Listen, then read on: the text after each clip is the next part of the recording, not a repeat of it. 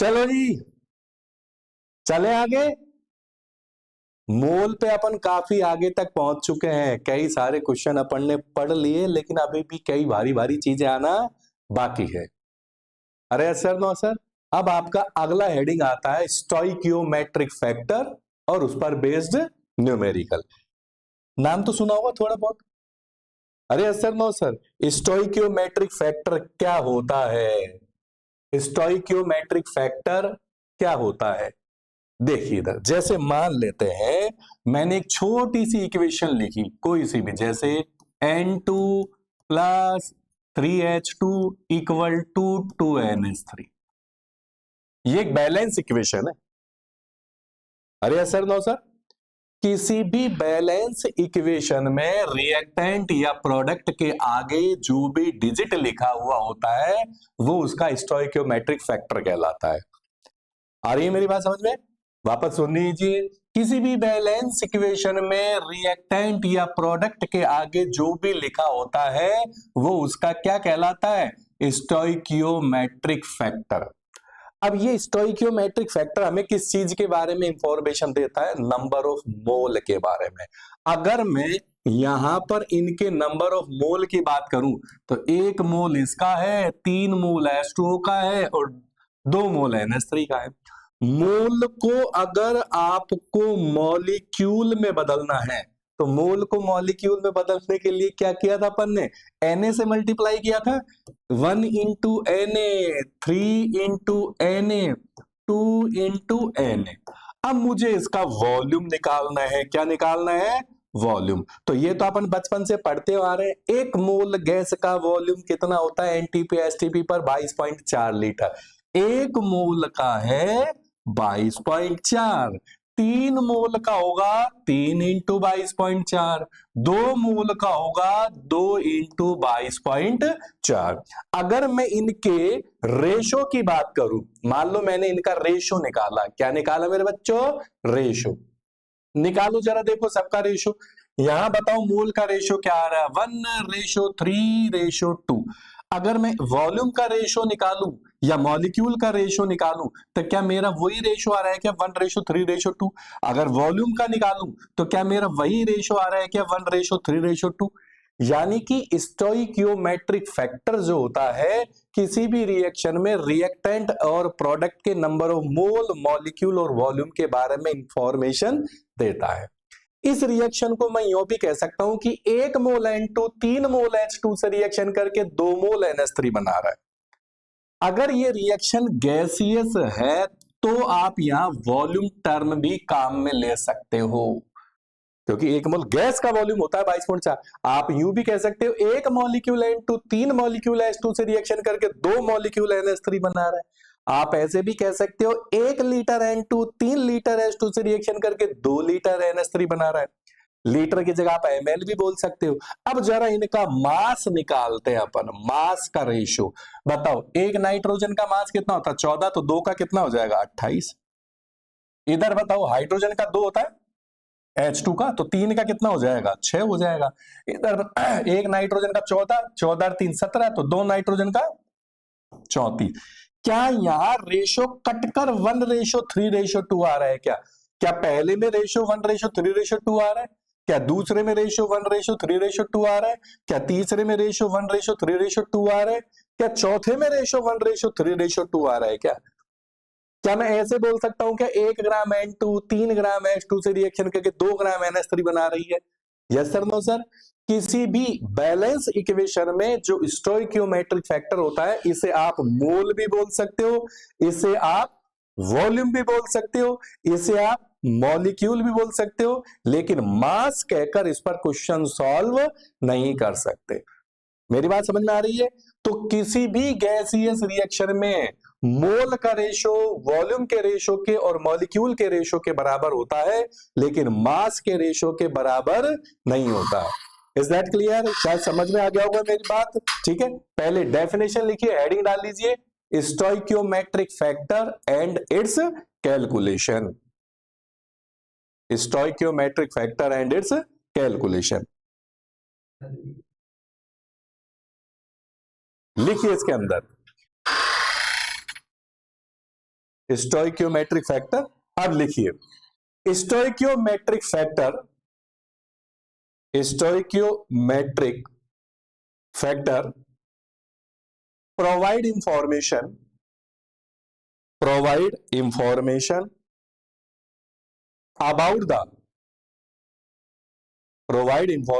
about the number of mole, molecule, about the number of mole, molecule and volume,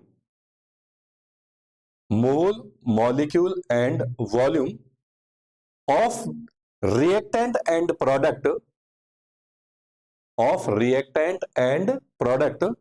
in a balanced equation, in a balanced equation, in a balanced equation. Is that clear? अब देखिए इधर, अभी रुक जाओ, अभी एक साथ screenshot ले लेना। अगर मैं 1 मोल N2 लेता हूं तो नाइट्रोजन का मुझे हाइड्रोजन का कितना मोल चाहिए? 3 मोल। अगर 1 मोल की जगह मैं इधर 2 मोल कर दूं, दुगना कर दूं, तो ये भी तो दुगना हो जाएगा। ये 2 है तो ये 6 हो जाएगा। मैं यहां पर इसे कुछ भी बोल सकता हूं। अगर गैसियस रिएक्शन है तो ये 1 मोल भी हो सकता है, ये 1 मॉलिक्यूल भी हो सकता है और ये 1 लीटर भी हो सकता है। लेकिन 1 ग्राम बोलूं ये जरूरी नहीं है। अगर मुझे ग्राम दे दिया पेपर वाले ने तो मुझे मोल में इसे कन्वर्ट करना पड़ेगा, या मॉलिक्यूल में या वॉल्यूम में। तो ज्यादा बेटर आप मोल में कन्वर्ट करके आंसर निकालो। मेरी बात समझ में आ रही होगी? Is that clear? वो जब क्वेश्चन करेंगे तब ज्यादा अच्छे से क्लियर होगा। पहले इसका स्क्रीनशॉट ले लीजिए।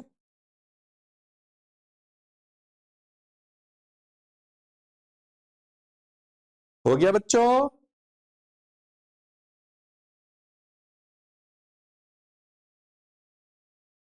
चले आगे। अब न्यूमेरिकल, लेकिन न्यूमेरिकल से पहले एक चीज और पढ़ लेते हैं अपन, कंबशन ऑफ हाइड्रोकार्बन।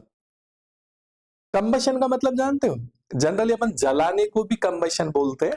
कंबशन का मतलब होता है कंपाउंड ऑक्सीजन के साथ कंप्लीट रिएक्शन कर जाए। लेकिन हाइड्रोकार्बन की बात कर रहे हैं अपन, तो हाइड्रोकार्बन जानते हो ना, मीथेन, इथेन, प्रोपेन, ब्यूटेन, कोई सा ही ले लो।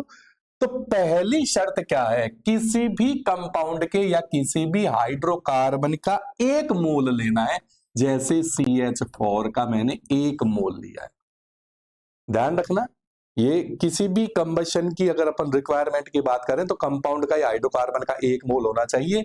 इसकी मैंने ऑक्सीजन के साथ रिएक्शन करी, तो बताओ CH4 रिएक्शन कर करके क्या बनाएगा? CO2 बनाएगा और H2O बनाएगा। अब इक्वेशन को बैलेंस करना है। इधर 1 कार्बन है तो इधर भी 1 ही कार्बन है। इधर 4 हाइड्रोजन है तो इधर 4 हाइड्रोजन लगा दी मैंने 2 करके। अब ऑक्सीजन गिनो, ऑक्सीजन 2 और 2 4 हो गई, 2 और 2 4, तो इधर मैंने क्या लगा दिया? 2। ये गैसियस इक्वेशन है। कौन सी इक्वेशन है? गैसियस। लेकिन एक चीज का ध्यान रखना है आपको हमेशा, अगर रिएक्शन आपकी 100 डिग्री सेंटीग्रेड पर हो रही है, क्या बोल रहा हूं मैं? अगर आपकी रिएक्शन 100 डिग्री सेंटीग्रेड पर हो रही है तो आपका पानी गैसियस फॉर्म में होगा, क्योंकि पानी 100 डिग्री पर वेपर में कन्वर्ट हो जाता है। लेकिन अगर आपकी reaction 25 degree, 30 degree, 45 degree, 50 degree पर हो रही है तो H2O की फिजिकल स्टेट क्या होगी? लिक्विड। ये ध्यान रखना। लेकिन जनरली जो कंबशन होता है 100 डिग्री पर होता है मैक्सिमम केसेस में। ठीक है, वापस देखिए, किसी भी कंपाउंड के 1 मोल का या किसी भी हाइड्रोकार्बन के 1 मोल का जब कंप्लीट ऑक्सीडेशन यानी कि ऑक्सीजन के साथ रिएक्शन कराई जाती है तो CO2 और H2O इसके फाइनल प्रोडक्ट बनते हैं। कोई जरूरी नहीं है मैं मीथेन लूं, मैं यहां पर C2H6 भी ले सकता हूं। इसका नाम तो जानते होंगे, इथेन। इसका ऑक्सीजन के साथ रिएक्शन कराओ, वही कंपाउंड का 1 मोल लेना है, बनेगा वही आपका CO2 और H2O। अब बैलेंस करो, 2 कार्बन है, इधर भी आपने 2 कार्बन लगा दिए। हाइड्रोजन 6 है, इधर आपने 3 लगा दी, हाइड्रोजन 6 हो गई। अब ऑक्सीजन को करे 2 और 2 4 और 3 7, 2 और 2 4 ऑक्सीजन इधर है, 3 इधर है, 7 है। तो आप चाहो तो यहां 7/2 लिख दीजिए, 2 से 2 कट जाएगा आपका। 7/2 का मतलब 3.5 ही तो होता है, 3.5 इंटू 2 7 हो गई। अरे यस सर, नो सर, मेरी बात समझ में आ रही होगी। तो ये भी आपने 100 डिग्री सेंटीग्रेड पर रिएक्शन कराई है। Is that clear? सबकी फिजिकल स्टेट कैसी होगी? गैस। अगर मान लेते हैं मैं एसिटाइलिन लेता हूं C2H2, इसे इथाइन भी बोला जा सकता है या acetylene.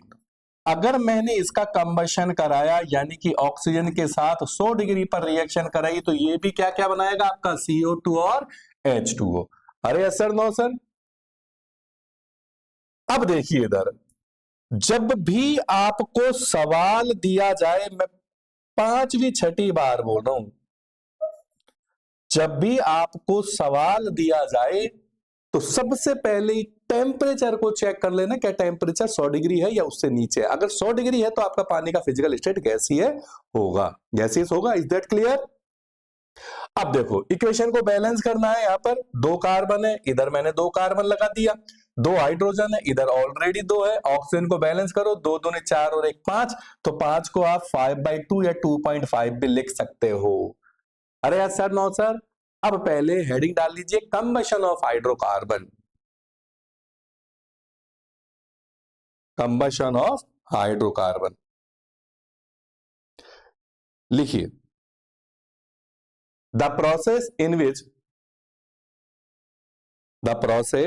Which 1 mole of compound is completely oxidized। Oxidize मतलब ऑक्सीजन के साथ reaction. The process in which 1 mole of compound is completely oxidized during the combustion of hydrocarbon। During the combustion of hydrocarbon, CO2 और H2O is formed। CO2 और H2O is formed। Is that clear? आ गया होगा शायद समझ में। ठीक है, चलो जी, अब इसको स्क्रीनशॉट ले लीजिए आप इसका।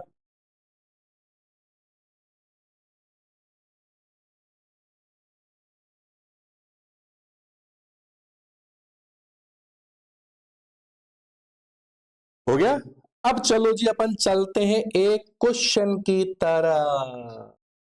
पढ़ो क्वेश्चन को पहले। क्वेश्चन पढ़िए, 100 डिग्री पर complete combustion of 3 gram of ethane, the required volume of O2 and produced volume of CO2 at STP will be. Combustion की बात करा रहा है, तो पहले तो आप पहला काम तो आप कंबशन रिएक्शन लिखो, सवाल समझ में आए चाहे नहीं आए, बाढ़ में जाने दो। इथेन जानते हो मेरे बच्चों, इथेन क्या होता है? C2H6। इसका कंबशन कराओ। इथेन जानते हो ना, 2 कार्बन को इथेन बोलते हैं, C2H6। इसका कंबशन यानी ऑक्सीजन के साथ रिएक्शन कराओ, क्या क्या बनेगा? CO2 और H2। इक्वेशन को बैलेंस करो, 2 कार्बन इधर है तो 2 ही आपको इधर लेने पड़ेंगे, 6 हाइड्रोजन इधर है तो आपने यहाँ 3 लगा दिया। ऑक्सीजन गिनो, 2 दूनी 4 और 3 7, तो यहाँ आप चाहो तो 7/2 लिख दो या 3.5 लिख दो। प्रोग्राम 100 डिग्री पर हो रहा है तो सबकी फिजिकल स्टेट कैसी होगी मेरे बच्चों? गैस। Is that clear? अब सवाल के अंदर आप देखिए, अगर इसका 1 मोल है या इसका 1 मॉलिक्यूल है या इसका 1 वॉल्यूम है, तीनों चीजें ले सकते हैं अपन। लेकिन पेपर वाले ने मुझे दे रखा है ग्राम, तो मेरा पहला काम क्या होगा?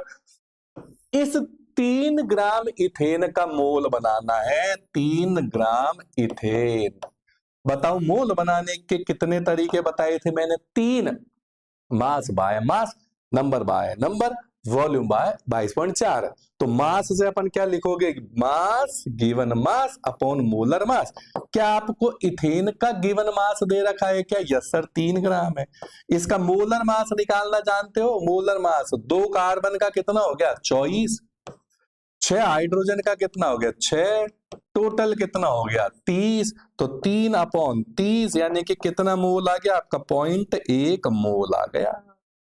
अरे सर, नो सर, इसने मेरे से 2 सवाल पूछे हैं क्वेश्चन वाले ने। कितने सवाल पूछे हैं बच्चों? 2। पहला तो उसने मेरे से पूछा है रिक्वायर्ड वॉल्यूम ऑफ O2, यानी कि O2 कितनी चाहिए। तो मुझे साफ साफ लग रहा है कि 1 रुपए की इतनी चीज आती है। ₹1 की इतनी आती है, लेकिन आपको मम्मी ने कितने रुपए दिए इथेन के? 0.1 रुपया। अरे यस सर, नो सर, भाई ₹1 की यानी कि 1 मोल C2H6 के लिए बताओ कितने मोल ऑक्सीजन की जरूरत है मुझे? 3.5 मोल O2 रिक्वायर्ड है। भाई 1 मोल के लिए मुझे 3.5 मोल चाहिए। अरे यस सर, नो सर, तो मेरे पास 0.1 मोल है। 0.1 मोल C2H6 के लिए कितने चाहिए? तो मल्टीप्लाई कर दो, 3.5 इंटू 0.1 यानी कि 0.35 मोल आपको O2 की जरूरत पड़ेगी। अरे वही है ना कि भाई 40 रुपए की 1 किलो चीनी आती है? तो बताओ 80 रुपए की कितनी आएगी? 2 किलो। ऐसे ही तो कर रहे हैं अपन। भाई ₹1 की कितनी चीज आती है? 3.5, लेकिन तुम्हारे पास रुपया कितना है? 0.1। 1 की आती है 3.5, तो पॉइंट की कितनी आएगी? 3.5 इंटू 0.1, 0.35 मोल। अरे यस सर, नो सर, शायद मेरी बात समझ में आ गई होगी, लेकिन पेपर वाले ने मेरे से मोल नहीं पूछा, उसने मेरे से इसका वॉल्यूम पूछा है। तो बताओ गैस में मोल को वॉल्यूम में बदलने के लिए किससे मल्टीप्लाई कर देते हो आप? 22.4 से। तो क्या मैं इसको 22.4 से मल्टीप्लाई कर दूं? यानी कि 0.35 इंटू 22.4। अब बताओ ये मोल जो है वो आपका काय में बदल गया? लीटर के अंदर बदल गया। तो आपका लीटर कितना हो गया मल्टीप्लाई करोगे तो? 7.84 लीटर। अरे यस सर, नो सर, शायद मेरी बात समझ में आ रही होगी। वापस देखिए, सेम ऐसा ही उसने मेरे से दूसरा पूछा है, प्रोड्यूस्ड मोल ऑफ CO2 यानी कि CO2 कितनी बनी है। तो मेरे को पेपर वाले ने इसकी वैल्यू दे रखी है C2H6 की, इसी की तो है भाई, पेपर वाले ने इसी की तो वैल्यू दिया आपको। इथेन का ग्राम दे रखा है, मैंने मोल बना लिया। तो इससे निकालो कि भाई साहब 1 मोल से कितनी बन रही है? 2 मोल, यानी कि 1 मोल C2H6 प्रोवाइड कितनी बताओ? 2 मोल CO2, 2 मोल CO2, यानी कि आपकी 1 मोल C2H6 से बन रही है 2 मोल, लेकिन आपके पास है कितनी?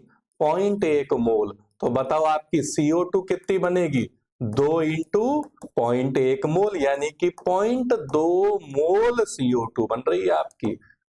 अरे सर, नो सर, लेकिन आपसे मोल पूछा है कि वॉल्यूम पूछा है? तो बताओ मोल को वॉल्यूम में बदलने के लिए वापस किससे मल्टीप्लाई करोगे? 22.4 से। अरे यस सर, नो सर, तो ये आपके आ गया 4.48 litre CO2। Is that clear? अगर पेपर वाला मेरे को डायरेक्ट मॉलिक्यूल दे देता तो मुझे ये मोल फोल निकालने की जरूरत ही नहीं पड़ती, डायरेक्ट कर सकते थे। Is that clear? अगला सवाल देखेंगे, वो और अच्छी क्लैरिटी लेके आएगा। पहले इसको कॉपी करो, स्क्रीनशॉट ले लो इसका।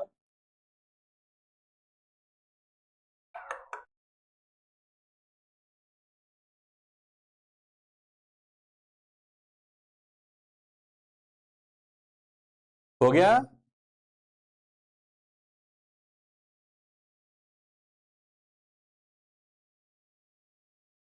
चलो अगले क्वेश्चन की तरफ चलो। अब अगला क्वेश्चन पढ़ो, पढ़ो पहले 1 मिनट के लिए क्वेश्चन को पढ़ो, तब करेंगे अपन क्वेश्चन। आपको दे क्या रखा है इसने? ब्यूटेन। ब्यूटेन जानते हो? C for H10। फॉर्मूला दे देता है पेपर वाला वैसे भी आपको। अब देखो, आपको इतना तो पता लग गया होगा कि भाई साहब मेरे से ये कंबशन की बात कर रहा है, तो कंबशन कराओ ब्यूटेन का। ब्यूटेन का formula C for H10। Combustion मतलब ऑक्सीजन से रिएक्शन कराओ, रिएक्शन में आपकी बनेगी CO2 और H2। प्रोग्राम 100 डिग्री पर हो रहा है, तो सबकी फिजिकल स्टेट आपको क्या लेनी है? Gas gas gas. Is that term clear? शायद समझ में आ गया होगा। ठीक है, अब बताओ आपको क्वेश्चन में क्या दे रखा है? पहले बैलेंस तो कर लो इसको। 4 कार्बन इधर लगा दिए, 4 इधर लगा दिए, 10 हाइड्रोजन इधर है, 10 हाइड्रोजन इधर है। हो गई। ऑक्सीजन बैलेंस करो, 4 दूनी 8, 8 और 5 13। तो आप चाहो तो यहां क्या लिख सकते हो? 13/2 या 6.5। अब देखो, आप यहां क्या बोल सकते हो, 1 लीटर से 4 लीटर बन रही है, 1 मोल से 4 मोल बन रही है, 1 मॉलिक्यूल से 4 मॉलिक्यूल बन रही है, लेकिन ग्राम में नहीं, ग्राम दे दिया तो आपको मोल में बदल के सवाल करना पड़ेगा। अरे सर नो सर, तो मैंने सवाल में देखा, अरे तो अरे वाह, लीटर में दे रखा है, मुझे मेहनत ही नहीं करनी पड़ी। वो कह रहा है कि 1.12 लीटर ब्यूटेन है, तो बताओ मेरे को कितनी H2 और कितनी CO2 मिलेगी। H2O कितनी मिलेगी, CO2 कितनी मिलेगी। तो मुझे पता है कि इसका लीटर कह रहा है ना, तो मैं इसको लीटर में तो बोल सकता हूं, 1 लीटर C4H10 प्रोवाइड, कितना लीटर बताओ, 4 लीटर CO2। अरे बोल सकता हूं ना।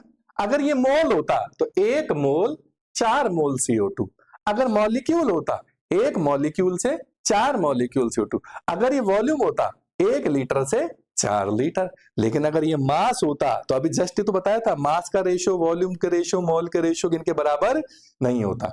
अब मुझे क्या सवाल में इसका एग्जैक्ट लीटर दे रखा है कि यस सर 1.12 लीटर, 1 से बन रहा है 4, तो 1.12 litre C4H10 provide how many litre, 4 into 1.12 litre CO2। अरे सर नो सर, शायद समझ में आ गया होगा। आप चाहो तो इसे मल्टीप्लाई करके देख लो, 12 5 60, 4 4 6, 5.6 लीटर आ गया, 5.6 लीटर CO2।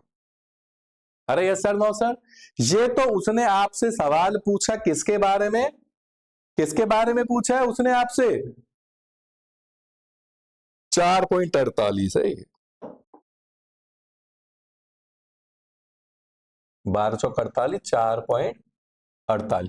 ये सवाल जो उसने आपसे पूछा है CO2 के बारे में, H2O का 1 सेकंड के अंदर करके बताओ, मुझे कैलकुलेशन की जरूरत नहीं, 1 सेकंड में करके बताओ। शाबाश। H2O का 1 लीटर से बन रही है 5 लीटर,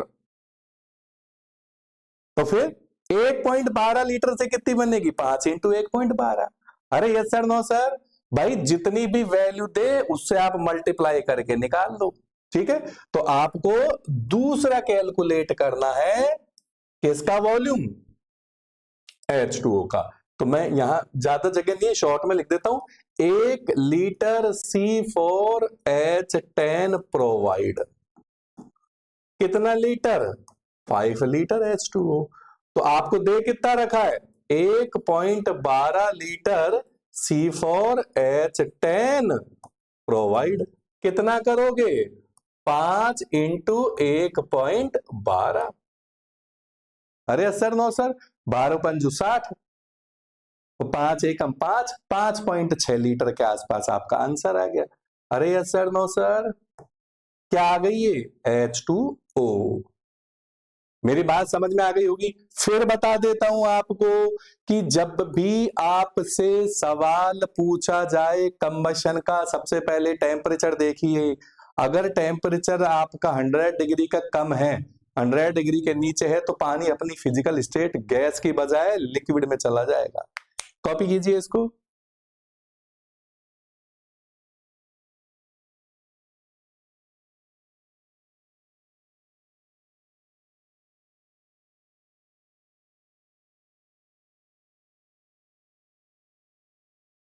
हो गया बच्चों,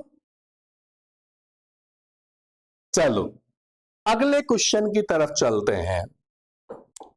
पढ़ो अगला क्वेश्चन। इसी क्वेश्चन में एक अच्छा सा बढ़िया सी चीज दूंगा आपको। कंप्लीट कंबशन करा रहा है, 100 डिग्री पर करा रहा है, प्रोपेन का करा रहा है, यानी कि C3H8 है।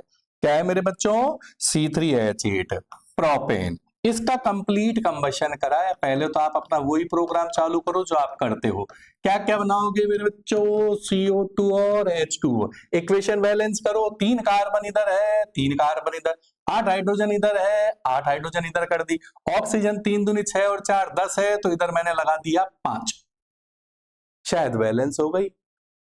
अरे सर नो सर, अब जरा देखिए, मुझे मोल कह रहा है, क्या कह रहा है? मोल। तो मोल से आंसर निकालता हूं, कितना मोल दे रखा है, यही करो, बस तमीज के साथ करो। और पूछ किसके बारे में रहा है मेरे से? रिक्वायर्ड वॉल्यूम ऑफ O2, इन दोनों के बारे में। तो मुझे पता है इसका अगर 1 मोल है तो इसका मुझे कितना मोल चाहिएगा? 5 मोल। इसका मुझे पेपर वाले ने पूछा कितना है? 5 मोल। तो इसका कितना मोल हो गया बताओ? 5 × 5 25 मोल हो गया होगा। अरे यस सर, नो सर, मेरी बात समझ में आ गई होगी। वापस देखिए, इसने क्वेश्चन में मेरे से पूछा क्या है? मोल देके मोल पूछ रहा है। भाई इसके 1 मोल से इसका 5 मोल बन रहा है, तो पेपर वाले ने 5 मोल से इसका मेरे से 25 मोल बनवा लिया। लेकिन मुझसे उसने पूछा वॉल्यूम है। कोई बात नहीं, मोल को वॉल्यूम में बदलने के लिए अपन किससे मल्टीप्लाई कर देते हैं? 22.4 लीटर O2। शायद समझ में आ गया होगा। Is that clear? एक बार कॉपी करो जरा इसको, फिर एक बहुत बढ़िया चीज बताते हैं आपको।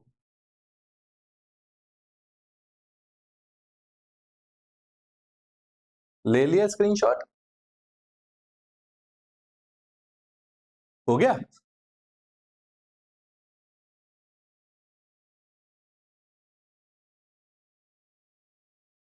अब इस सवाल के अंदर मान लेते हैं आपसे पेपर वाला, अब बहुत अच्छा सवाल है, मान लेते हैं इस क्वेश्चन को मैंने घुमा दिया, ये लो और ये ले लो भाई साहब आटा, और ये लो आटा, ये ले लो H2O। मजा आएगा मेरे बच्चों? अभी अब जरा तमीज के साथ देखो इधर, इसको हटा दूं, यहां से तो हटा दूं सारा, और मेरे से बात हो रही है इन दोनों की, इन दोनों की मेरे बच्चों। मेरे से कह रहा है भाई साहब 25 डिग्री है, तो मैंने की एलो ये लिक्विड लो, और मेरे से पूछा है किसका वॉल्यूम? पानी का वॉल्यूम पूछा है। तो मुझे पता लग गया कि भाई साहब 1 मोल से पानी का कितना मोल बन रहा है? 4 मोल। अरे यस सर, नो सर, 4 मोल H2O लिक्विड बन रही है। तो 5 मोल से कितना बनेगा? 5 मोल से बनेगा, बताओ, 1 से बन रहा है 4, सो 5 से कितना बनेगा? 20 मोल। 20 मोल H2O लिक्विड। लेकिन मेरे से इसने इसका क्या पूछा है? वॉल्यूम पूछा है। क्या पूछा है मेरे बच्चों? वॉल्यूम। अरे यस सर, नो सर, मेरी बात समझ में आ रही है? तो बस वॉल्यूम के लिए किससे मल्टीप्लाई कर दो? 22.4 से। अरे सही है ना? अरे yes sir, no sir, yes sir और नो सर में जवाब दो। सही है ना? 22.4 से मल्टीप्लाई कर दो। अरे मेरे पप्पू, लिक्विड है, गैस नहीं है कि 1 मोल गैस का वॉल्यूम 22.4 होगा। तो सर फिर अब कैसे करें? अगर लिक्विड और सॉलिड की बात हो रही है तो आपको जवाब उसकी डेंसिटी से देना पड़ेगा। पानी की डेंसिटी अपन जानते हैं कितनी होती है? 1 होती है। जब पानी की डेंसिटी 1 है, अगर याद आ रहा हो, तो D बराबर m/v। अगर मैं पानी की डेंसिटी की बात करूं, ये तो 1 है, और अगर पानी की डेंसिटी 1 है तो जो पानी का मास होगा लगभग वही पानी का वॉल्यूम होगा। तो मैं पानी का मास निकाल लेता हूं। क्या निकाल लेता हूं? पानी का मास। तो सब मास कैसे निकाले? अरे मेरे बच्चों, 20 मोल H2O है। कितना मोल है? 20 मोल। अपन अच्छे से जानते हैं, मास निकालने का तरीका बताया था ना, N बराबर मास अपॉन मोलर मास। मुझे पानी का मास निकालना है, तो मोल इंटू मोलर मास कर दो। क्या आपके पास पानी के मोल है क्या? यस सर, 20 है। क्या पानी का मोलर मास है क्या? सब 16 2 18 है। तो ये क्या हो गया आपका? ग्राम बन गया ही। अरे यार छोड़, मास निकाल लिया ना। मोल कितना है आपके पास? मोल 20 मोल है, और एक पानी का मोलर मास कितना होता है? 18। तो 18 दूना 36, यानी कितना ग्राम हो गया? 360 ग्राम। ये तो ग्राम आया है, लेकिन पानी के लिए तो ग्राम और ml दोनों बराबर होता है। तो क्या आप इसे 360 ml H2O कह सकते हैं क्या? अगर गलती से यहां पानी लिक्विड के बजाय वेपर में होता वेपर का मतलब भी तो गैस हो गया। अगर वेपर होता, पेपर में लिखा हुआ स्टीम होता, लिखा हुआ पेपर के अंदर गैस होता, स्टीम वेपर गैस एक ही बात है, तो आप गैस के लिए तो सीधा कर सकते थे 22.4 से मल्टीप्लाई। Is that clear? तो ध्यान रखना, पानी की फिजिकल स्टेट का पता आपको उसके टेम्परेचर से लगाना है। Is that clear? कॉपी कीजिए, स्क्रीनशॉट ले लो इसका।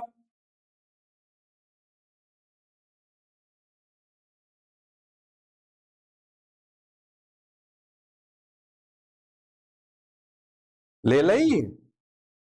चलो आगे चलते हैं। मोल कंसेप्ट में आपके ये मान के चलो थ्योरी न्यूमेरिकल सब एक साथ ही होंगे, ठीक है। पढ़ो क्वेश्चन अगला।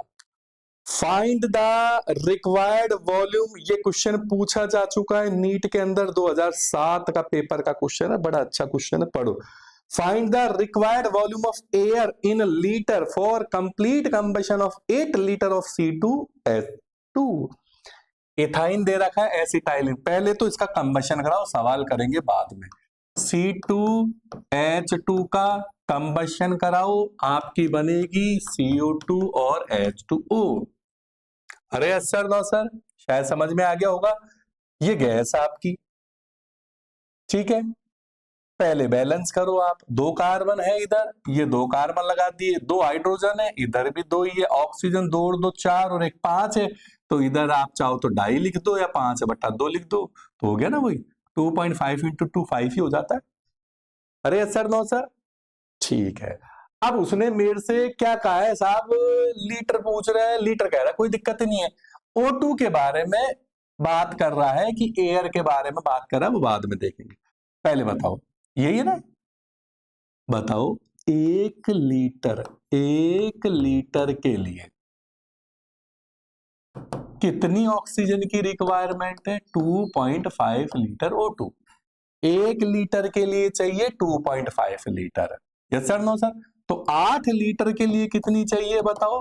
2.5 × 8 लीटर O2। तो 8 दूनी 16, 8 × 5 40, 20 हो गया ये। 20 लीटर O2 आपको चाहिए। लेकिन पेपर वाले ने O2 नहीं पूछा, पेपर वाले ने आपसे पूछा है एयर। और ये बचपन से पढ़ते आ रहे हो कि एटमॉस्फेयर के अंदर कितनी % ऑक्सीजन होती है? 21%। 21 तो बचपन में हुआ करती थी, अब तो 20 रह गई, ठीक है ना। ऑलमोस्ट 20 मान लेते हैं। 20% ऑक्सीजन प्रेजेंट इन एयर। इसका मतलब क्या है? अगर 20 लीटर ऑक्सीजन है तो आपकी 100 लीटर एयर होगी। अरे ऐसा और नो, 21 मान लो, 21 लीटर है तो 100 लीटर एयर होगी। अरे ऐसा और नो, तो मेरे से एयर पूछ रहा है, तो 20 लीटर के अंदर 20 लीटर तो आपका ऑक्सीजन आया है, 20 लीटर ऑक्सीजन, तो एयर कितनी हो गई आपकी? 100 लीटर एयर की रिक्वायरमेंट। ये था आंसर। और दमादम बच्चों ने एयर की जगह ऑक्सीजन का आंसर चिपका दिए पेपर में। ऑप्शन में ऑक्सीजन भी था, 20 लीटर ऑक्सीजन, लेकिन पेपर वाले ने पूछा क्या था? एयर। शायद समझ में आ गया होगा। Is that clear? स्क्रीनशॉट ले लिया जाए।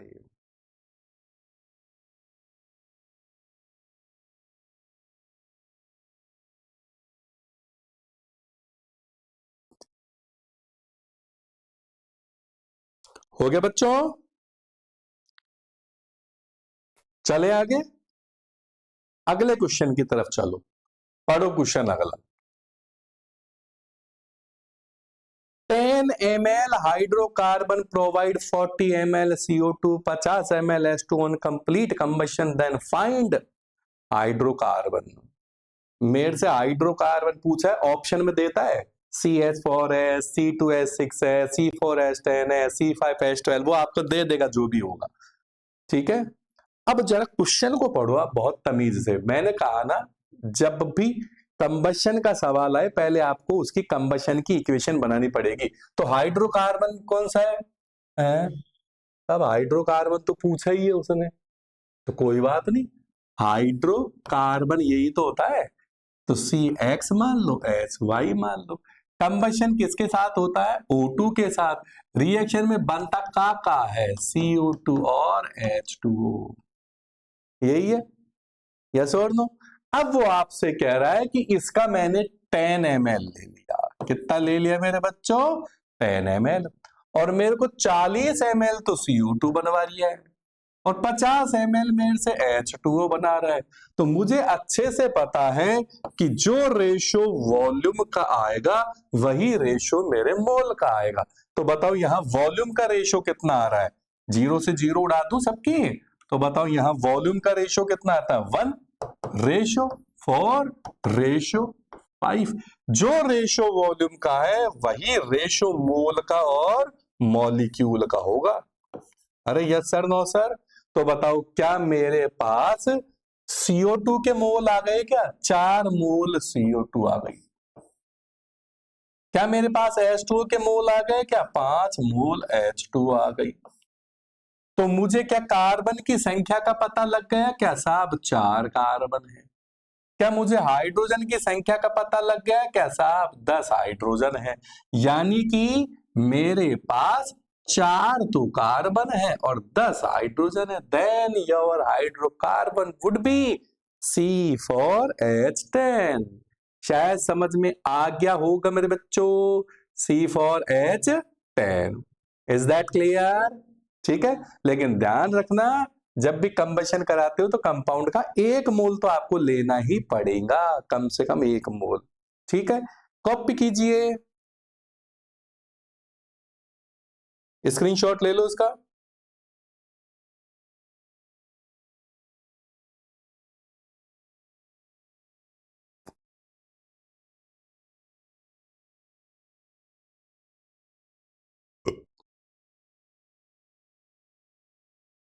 हो गया बच्चों? चलो जी मूव करते हैं अगले क्वेश्चन की तरफ। हेलो, अगला क्वेश्चन आपको करना है, अभी बोल के लिखाता हूं। लिखिए, 500 ml hydrocarbon, 500 ml hydrocarbon on complete combustion, on complete combustion provide 2.5 liter CO2, 2.5 liter CO2 and 3 liter H2O, then find hydrocarbon,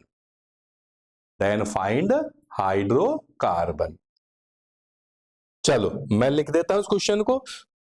1 minute के अंदर ट्राई करना है, जब तक मैं क्वेश्चन पूरा लिखूं तब तक आपको क्लियर हो जाना चाहिए। 500 ml hydrocarbon on complete combustion provide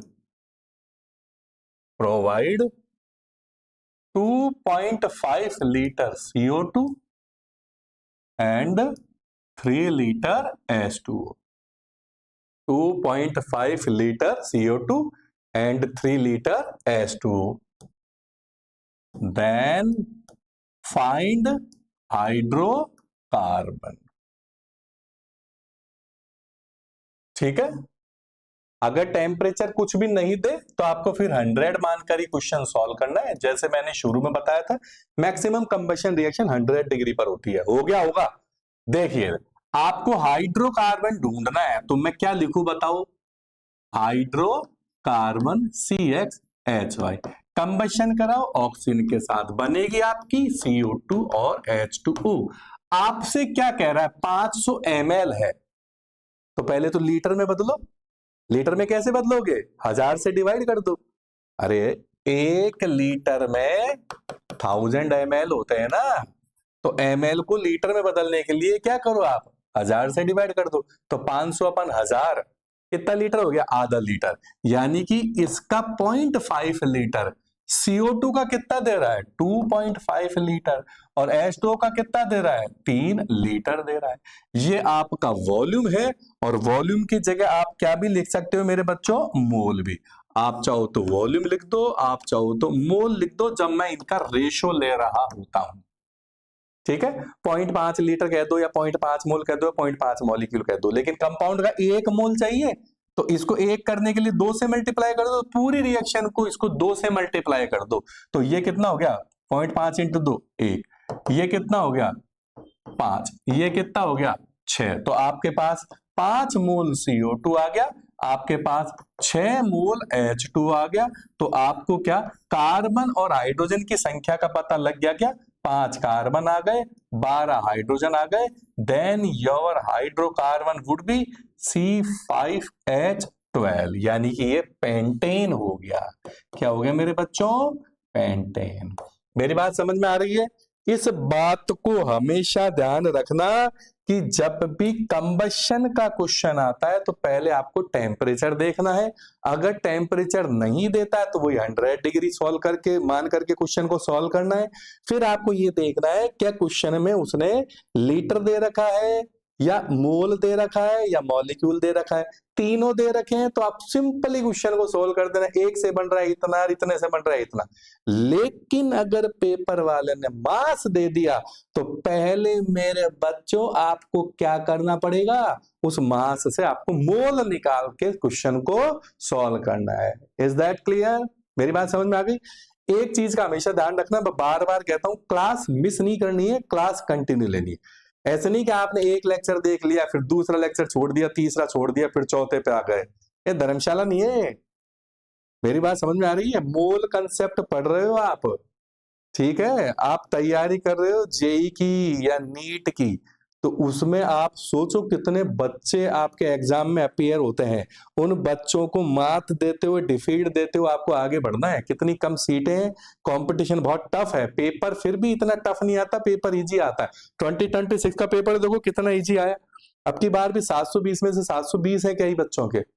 हालांकि एक दो क्वेश्चन कंट्रोवर्शियल है, लेकिन वो नॉर्मल क्वेश्चन है, वो ठीक हो जाएंगे। फिर भी 720 में 720 तो रहेंगे ही, और एक आध के नहीं कईयों के रहेंगे।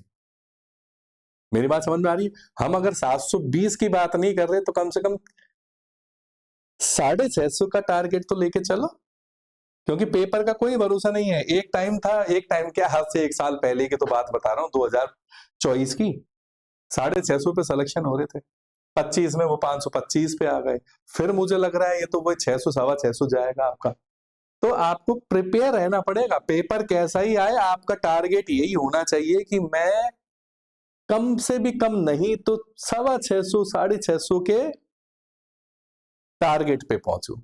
Is that clear? स्क्रीनशॉट ले लीजिए, बाकी अगले में देखेंगे, अपन आगे देखेंगे।